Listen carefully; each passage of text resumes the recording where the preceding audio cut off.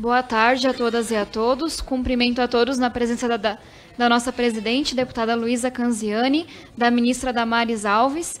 E queria começar dizendo que a senhora tem uma história muito honrosa e traz projetos que visam o cuidado, a proteção da mulher, mas fica comigo uma preocupação e um questionamento de qual mulher brasileira que a gente está falando, quais mulheres a gente tem em mente quando a gente desenha essas políticas públicas. Será que a gente está mesmo olhando para o todo ou olhando para as exceções? E aí, falando um pouco do porquê que eu tenho essa preocupação, quando eu penso na mulher mediana que representa o Brasil, e são muitas, mas tem algumas que são mais representadas, a gente está falando de uma mulher que ela é preta ou parda, que ela mora nas periferias dos grandes centros ou nas regiões mais afastadas, que ela não sabe ler nem escrever, ela é analfabeta funcional e que há grandes chances de que ela ficou grávida na adolescência.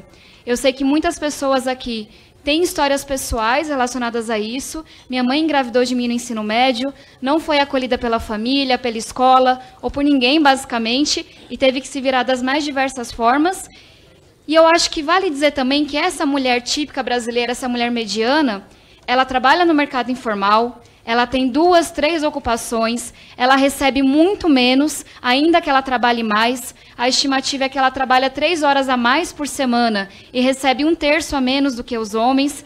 Ela sofre assédio diariamente no trabalho, ela tem muito medo no ponto de ônibus, ela tem medo no trabalho, ela tem medo também dentro de casa, o que é o pior de tudo. Ela, infelizmente, não tem tempo para prover a educação de seus filhos com o ensino domiciliar e, pelo contrário, ela está desesperada por uma creche, porque a gente sabe que não há creches nas periferias e que isso impede que as mulheres tenham uma liberdade ainda maior. E eu faço essas perguntas porque eu acho que é muito importante que a gente tenha em mente que, quando a gente desenha uma política nacional, a gente tem que falar para essa mulher principalmente. E não porque ela é mais especial ou qualquer outra coisa, mas porque ela é a que mais representa o Brasil, ela é a que mais sofre, a que fica mais sem nenhum acesso, sem nenhuma condição. E eu queria saber, ministra, com muito respeito e querendo entender mesmo, se está mapeado tudo isso, se a senhora tem algum tipo de política planejada para a gente prevenir e acabar com gravidez na adolescência. O Brasil ainda faz um papel ridículo, ainda comparado com países da América Latina. Se a senhora vai lutar para que mulheres tenham os mesmos salários quando exercem a mesma função, por mais impopular que isso possa ser, é o mais justo. Se a senhora, de fato, está disposta a vir com a gente e lutar por mais mulheres na política. Eu fico muito feliz com a sua fala de que os homens deveriam abrir as portas dos partidos, ou, na prática, a gente deveria abrir essas portas, e acho que cada um sabe a história de luta, de barreira, de preconceito que enfrentou para chegar aqui até o Congresso. Mas eu queria também o seu comprometimento de forma mais pontual. A senhora está comprometida com os 30% do fundo para as mulheres? A senhora está comprometida a que a gente encontre cada vez maneiras mais efetivas de trazer mulheres para a política? Tem muitos estudos que mostram que não é só a corrupção que diminui, não é só a educação e a saúde que melhoram. São as meninas tendo sonhos mais próximos aos dos meninos. São as meninas podendo estudar mais, trabalhando menos em afazeres domésticos, quando há mais mulheres na política. A senhora acha que faz sentido a gente falar em cotas no parlamento, que eu sei que é uma bandeira de muitas das mulheres aqui, que a gente tenha cotas não na lista partidária, mas nas cadeiras do parlamento para essas mulheres?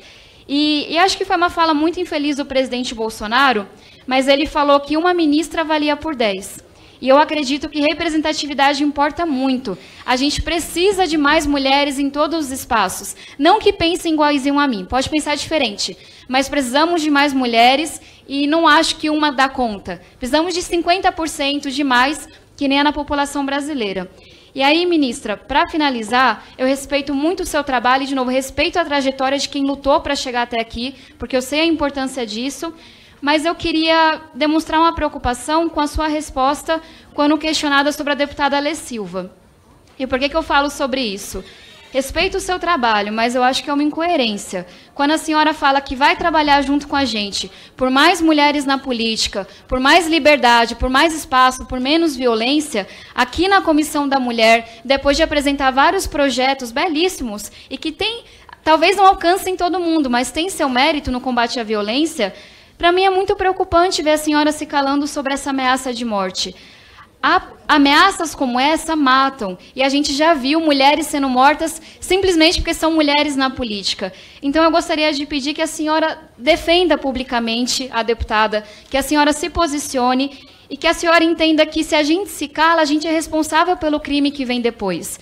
Então, acho que, de novo, trago com muito respeito, especialmente pela sua trajetória, mas eu acho que é importante que a gente tenha compromissos um pouco mais claros, numéricos, profundos, porque a situação da mulher sempre foi muito difícil, mas ela está piorando. E acho que um dado que mostra isso é que o feminicídio, o Brasil é o 5º país que mais mata mulheres só por serem mulheres. E essa é a diferença do feminicídio, elas morrem porque são mulheres, não é um homicídio comum. O número de feminicídios aumentou nos últimos anos, 20% entre 2016 e 2017. Então, eu queria ouvir da senhora comprometimento no sentido de eu vou comprar essas brigas, por mais impopulares que sejam, e aí eu tenho certeza que a senhora pode contar com essa comissão. Muito obrigada.